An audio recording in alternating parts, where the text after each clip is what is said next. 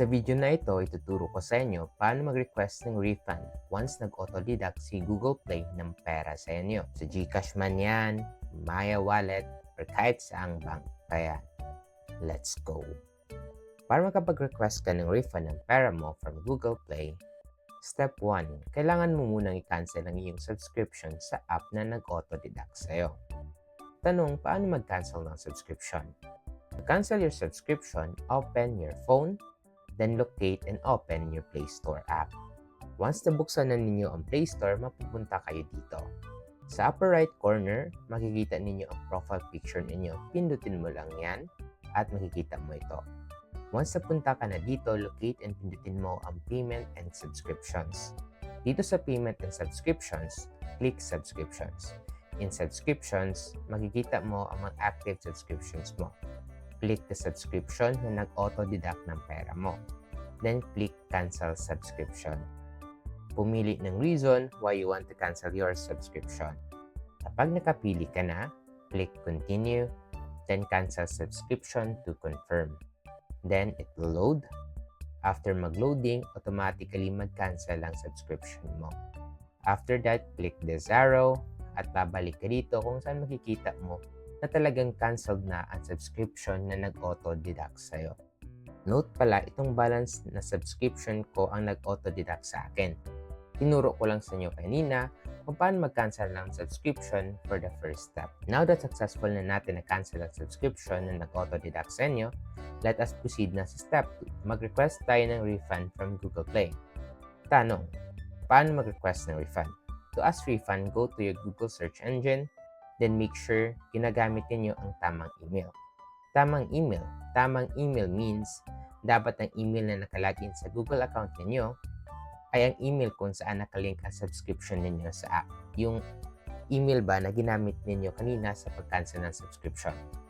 To confirm if you're using the right email sa browser niyo, click your profile sa Google, then napupunta ka dito.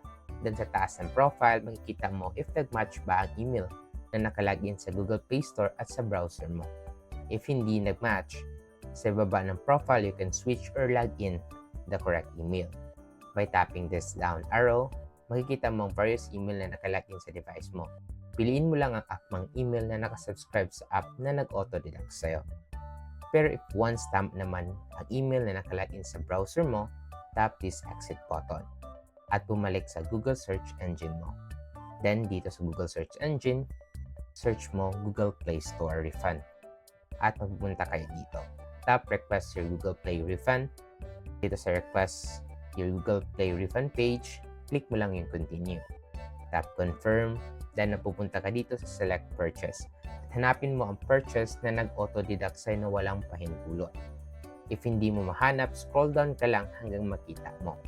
Once nahanap mo na, tap mo lang yon tulad ng ginawa ko. Then click Continue. At mapupunta kayo dito. Piliin lang ang reason mo kung bakit mo gusto magpa-refund. Once nakapili ka na, tulad ko, tap Continue. Then describe niyo in details kung ano nangyari to support kung bakit kayo nag-request ng refund. Tulad ng ginawa ko. Then tap Request Refund. Then your refund request will be sent to Google Play for review. At makakatanggap kayo ng email agad-agad kay Google Play na natanggap na nila ang request ninyo for refund. And after ma-approve request ninyo, makakatanggap kayo ng refund after 1 to 14 business days. Ito pala ang email na natanggap ko acknowledging my refund request. Dagdag kalaman pala para mas mabilis ang refund ninyo, maiging mag-request within 2 hours to 48 hours ng refund sa Google Play. Meaning, if nag-auto-deduct sila ngayon, kailangan nyo na agad mag-ask ng refund within 2 hours to 48 hours para mabilis din yung pag-refund pabalik sa inyo. Once kasi po more than 48 hours na yon, hindi na guaranteed na ma-refundan kayo. Depende na lang yan sa developer kung i-approve nila request ninyo. Helpful ba ang video na ito para sa inyo? And you want to support my YouTube creation journey?